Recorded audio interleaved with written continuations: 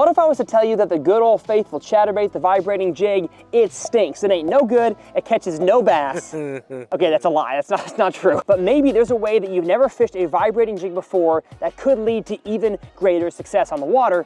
That's exactly what we're trying to figure out with today's very odd rigging. What the heck is this thing? My name's Tyler, and let's talk about it. Another giant, another giant. Look at that, y'all. I can't believe what I just caught. Yes! Well, what's going on, everybody? Welcome back to TRF. In today's episode, we're going to be discussing a very unique vibrating jig, aka chatterbait rigging. I can't wait to hop into it with you guys. But before that, I want to thank Bass Forecast for sponsoring this channel. Now, I've been working with Bass Forecast. They are an awesome fishing mobile app for a long time. I'm actually a co-owner in the company. And while they do give awesome bait recommendations for what baits to throw on your body of water, where to go, the location, and also some actual instructional videos based on those lures made by yours truly, teaching you how to use the lures in the app that are recommended. The number one feature though we really talk about at Bass Forecast is that it is built on a weather algorithm that helps you understand how the weather up to 10 days in advance will actually affect your fishing days. And so if you don't have unlimited time to fish, Bass Forecast can actually help you plan which fishing days to go to because of the Bass Forecast rating that ranks how the fish should be behaving from a scale of 1 to 10. We are super proud of the BFR algorithm, and I hope it helps you guys as an angler. I will have the link to download Bass Forecast down in the video description, as well as an awesome giveaway. They're giving away a kayak, an AquaView camera, rods, reels, and baits, and a whole bunch of other awesome stuff. Again, I will have the links to both of those, the actual Bass Forecast app and the September giveaways down in the video description. But while Bass Forecast may help you understand your bodies of water and catch more fish, the way that I'm rigging my vibrating jigs today and encouraging you guys to test out as well may or may not, or it remains to be seen, actually help you catch more fish. Now, before I go into the brand new rigging that I'm testing in this video, I want to talk about, first of all, what is a vibrating jig? In my left hand here, we have a normal jig, this here being a swim jig. It consists of some kind of hook, a molded lead or molded tungsten sometimes to the top with an eye to tie onto, a skirt, a weed guard, and usually some kind of bait keeper to hold your soft plastic trailer. Jigs are intended to be used with a soft plastic trailer. Don't let anybody else tell you otherwise. Now, in my right hand, we have a vibrating jig. It looks very, very similar, besides the fact that it actually has a blade on the front. So here on the front, instead of tying off to this area right here, you actually tie off to the front of the blade, and everything else on the jig is practically the same, minus the weed guard, a vibrating jig for the most part. I think there's some out there that do, but most of them do not have a weed guard. Now, what is the purpose of a vibrating jig? It is to cover water. And if you're new to bass fishing, covering water is just kind of synonymous with fishing fast and making sure your lure, as I hook myself there, actually covers the water column relatively fast. So if I'm gonna throw out a soft plastic craw like this one here, and I let it sink down to the bottom, Texas ray style, and I hop it, or maybe a soft plastic worm, or whatever you want to use down on the bottom, that is not effectively covering water because you are having to fish relatively slow.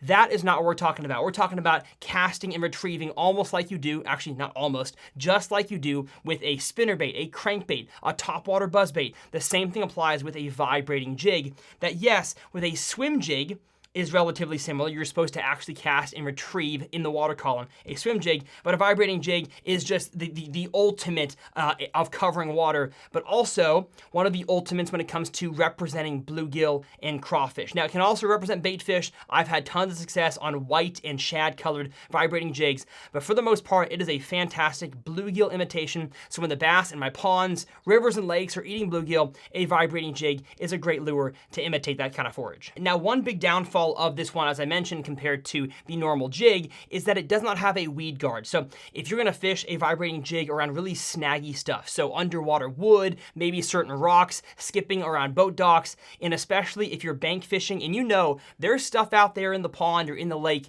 that if you get snagged on, you don't have a boat to go out and get your lure to retrieve it. And so I would recommend not throwing a vibrating jig until you have a good understanding of how much it sinks in the water column, and therefore when you're retrieving it back, how deep in the column. Again, the column is from the top to the bottom of where the water is in your body of water. Until you have a really solid understanding of that, a vibrating jig, again, with it being a totally exposed hook, would not be my recommended lure. But once you become kind of an intermediate bass angler with understanding of what your actual body of water is actually like, and you're fishing around specifically aquatic vegetation, a vibrating jig is the best way to go. I don't care where you live to catch bass in both ponds and lakes. Now, I talked about a second ago the fact that a vibrating jig is intended, just like a standard jig, to be used with a trailer. So, and there's a reason why I'm going into just the basics of a vibrating jig here, because I feel like you have to understand that to understand why we are switching to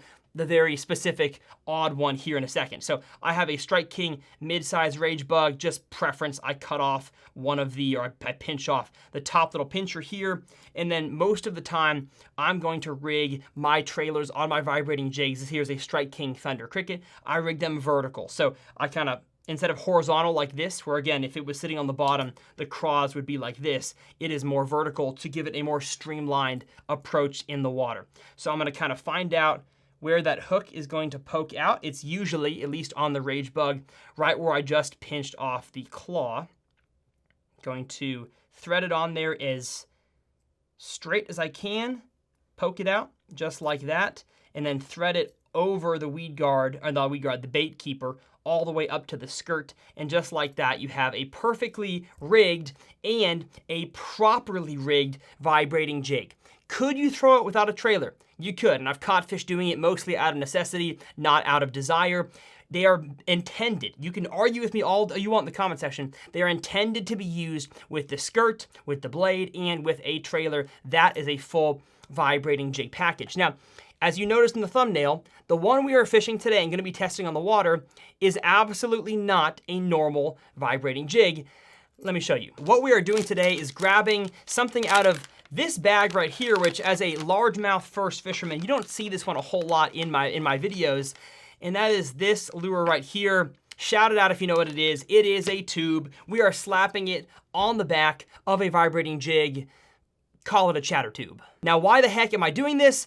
Honestly, I have no idea. What's the purpose of this? We're gonna talk about some of the potential advantages to having a tube on the back of your vibrating jig.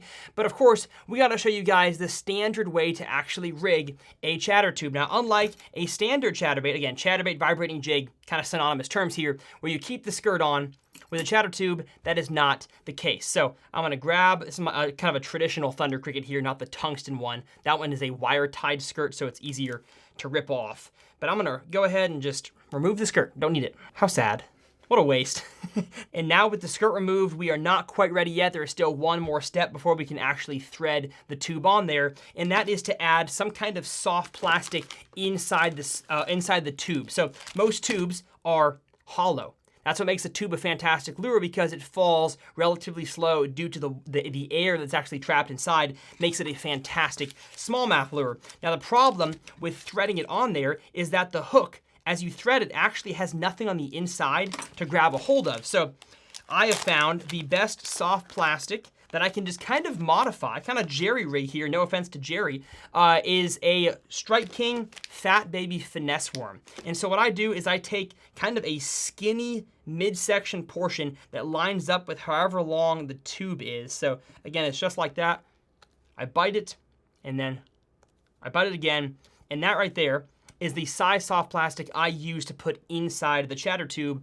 And I know it might be weird, but you gotta kind of lubricate it to actually be able to stick it inside the tube. And again, this is just to add some bulk. So probably should have added a little bit more saliva. But if I take my finger and force that piece of soft plastic worm in there, the tube has gone from being hollow on the inside to being totally full of soft plastic, and therefore it actually gives the hook, as you thread it, something to grab hold of. So I'm gonna, again, find out where that soft plastic reaches out on the chatter tube with the vibrating jig, with the Thunder Cricket, and I believe it's a 4-inch coffee tube, 3.5-inch pro model coffee tube. It lines up perfectly where the hook starts to bend, right where the actual tinsels, we'll call it here, on the tube start from the actual tube body. So I'm gonna rig it on there, again, as straight as I can, because, and as centered to the tube as I can, because that's why I put the soft plastic in there.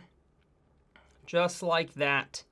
And it's not gonna slide up to the top nearly as easily as a soft plastic would with the skirt. And so you kind of have to push it and then almost like peel the head backwards and then start to force it up and peel it backwards and force it up. And with a little bit of coercion and then some rearranging of the tinsels here, the little skirts, you have yourself a perfectly rigged chatter tube. Now, Tyler, why on earth would you even want to do a chatter tube when a normal chatterbait works just fine? And you know what? That is a very valid question. Hopefully we'll have an answer for you guys today. Now, my first initial thought is maybe it's because it is a more streamlined presentation. So both with casting and retrieving, it has less drag, less resistance in the water column than a normal one does. Maybe it adds some kind of different look in the water column. I know that the Japanese and Korean anglers are always about making a lure look different because the bass have seen so many lures. So maybe an extra pressured, clear bodies of water, maybe a chatter tube looks fantastic.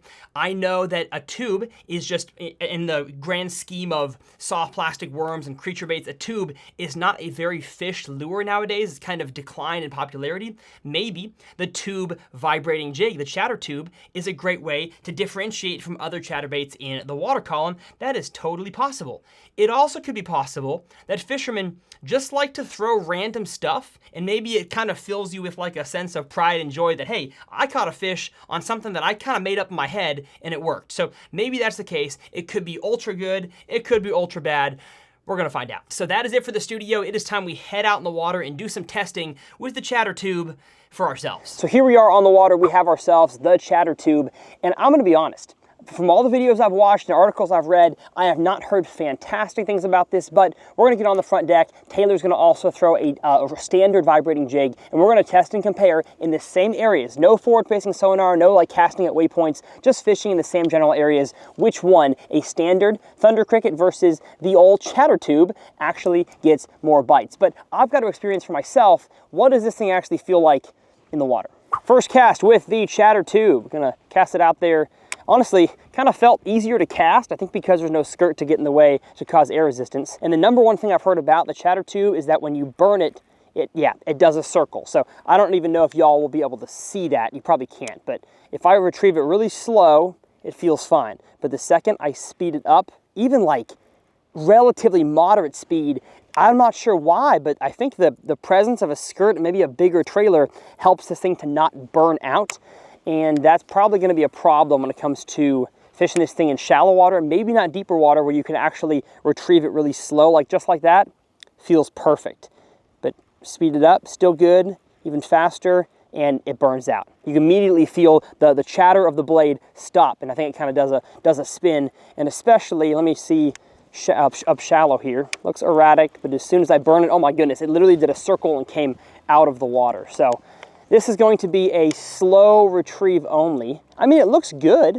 I like the way the tube little, follicles, whatever we're calling them, are kind of going back and forth, but it definitely burns out. Good news and bad news. Good news is it still vibrates to some capacity, but the bad news is it doesn't have nearly the amount of capabilities as far as fast and slow retrieves as a normal Thunder Cricket does. But does that even matter? We're gonna find out. Taylor and I are both gonna lock our respective vibrating jigs in our hands and test out which one catches more bass. But before I could even say chatter tube 3 times fast, Taylor took a quick 2-0 lead with the standard vibrating jig. Bass. Oh yeah. Yeah, that's a big one. That's a big one. Well, that's like a 4-pounder.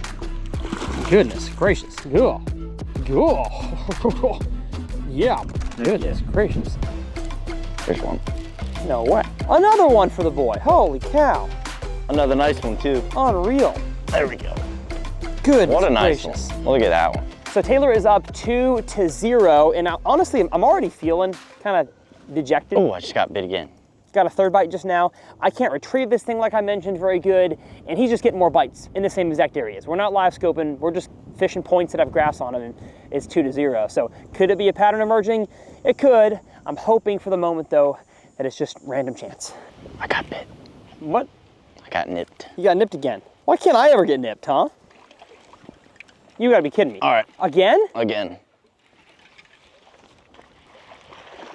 Little guy. My Lanta. I don't care if he's little. That's 3-0. Look how fat they are. It's crazy. Hey. We're all about body positivity over here, Taylor. They said I'm fat. No, you're not fat. I just threw in that grass patch 5 times. I was even hopping it like a jig and that stuff. They do not want this. Okay, you know what? Taylor's caught 3, I've caught none. I'm working it like a jig now. I'm actually gonna go to a dock and see if I can catch one, working it like a jig, because maybe that's where the old chatter tube is meant to be thrown. All right, first question, how does it skip? Not great. Try it again over here. Oh my goodness, yeah, it don't skip that great over here either. And when you do skip it, it gets the little, whatever you call them, tinsels all messed up.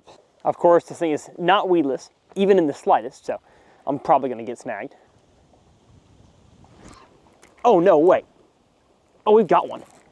We've got one, working it like a dang jig. Oh my goodness, big one. Okay, you know what? Maybe this thing, first of all, I don't think it's that great to begin with. And maybe it's not meant to be just kind of cast around open flats. Maybe it's meant to be fished more around cover. What a chunk, what a chunk. Holy cow, I'm just gonna boat flip you. I got 17-pound line. Yes, sir, whoa. That's a chunk of a bass right there. On what once was called the chatter tube, and now it's gonna be the chatter tube jig, because we're fishing it like a jig up shallow. Holy smokes, just look at that thing. Can you look at like Ed Bassmaster? Would you look at it? I know we're not gonna call fish fat around here, but this one is tubby. Is that a better word? Well, forgive me, Your Honor. I'm fat. All right, see you, girl. I don't know. Sometimes I get a video idea and I'm like, oh, that's gonna be awesome. Today is not one of those. Gosh. You gotta be kidding me. You gotta be kidding me. I made a horrible skip up there and a fish still came back and got it. All right, I think that solves it. It catches them up shallow, but I think so would a jig or a swim jig or a normal vibrating jig. I think if Taylor makes that same skip, he probably gets that fish. So, is the chatter tube special? I don't think so. Let's go back, fish some grass points, see if Taylor continues to beat me, and then we can make our final decision. Oh, you got one? Son of a gun. Feels kind of big. You kidding me? But you know what? What happened? Oh no, it is one. I thought it was grass for a second. Okay. Dang it. Oh, he lost it. I lost it. But we saw it. Here on the channel, we've got a rule. It counts as a catch, at least as far as the numbers are concerned. If you see it, and it's a bass. If you see it, it counts. And that was a bass. Man, why won't they eat the chatter tube? You gotta be kidding me. Oh my goodness. They're piled up. They're piled, they scoot. They scoot up. They scoot up, baby. Just on his vibrating jig, not mine. Dude, they do fight so hard. Goodness gracious, how big is that? Not even Not big, big. but who cares? Wowzers, folks. Well, I think we know our answer. yeah. Another one? Another one. Chattertube says, what am I, some kind of joke to you? Wow. All right. Hello. Where's the white flag? Here, I got something. White hair jig, I surrender. So with the white flag of surrender waving, aka the white hair jig, I decided, you know what? The chatter tube just wasn't doing it for me today. Now, will it do it for somebody? Possibly, but for me, it wasn't the deal. I decided to join in on the fish catching fun and tie on a normal thunder cricket, and boy did I have some fun. There we go. There we go. Oh, yes. Double up. Double up to finish the dang video, and I got a little studly dudley. What do you got? What do you got? Oh, we got 2 studly dudleys. Oh my goodness. Look at that, fish bump. Boom. You saw the results. Chatter tube, at least out where a vibrating jig, a chatterbait, should be thrown out around submerged vegetation, did not do as well as the regular vibrating jig. Now, am I gonna totally take it out of my arsenal? No. Obviously, other YouTubers and pro anglers have had fantastic success with it. I just didn't today. And so, again, fishing is 75% confidence. You've got to throw the lures in the locations that you have confidence in, and a normal thunder cricket, at least to me, with a normal skirt and a normal soft plastic trailer is a lot better than the old chatter tube. But as always, don't let my test deter you from testing it for yourself. If you want to throw the dang chatter tube, go ahead and let me know how it goes in the comment section below. It might work fantastic for you, it might not. Either way, hope you enjoyed this video. Now, all the tackle I used from the actual vibrating jig itself and the tube I put on the back, and as well as the worm I put on the inside, I will link down in the video description. If you want to learn all about how to fish a vibrating jig, and then a separate video I made about some mistakes anglers make when fishing this thing, I will leave both of those videos up here in the corners. You can click on those to watch them. My name's Tyler, as always. It's a pleasure, and we'll see you guys next time right here on TRF.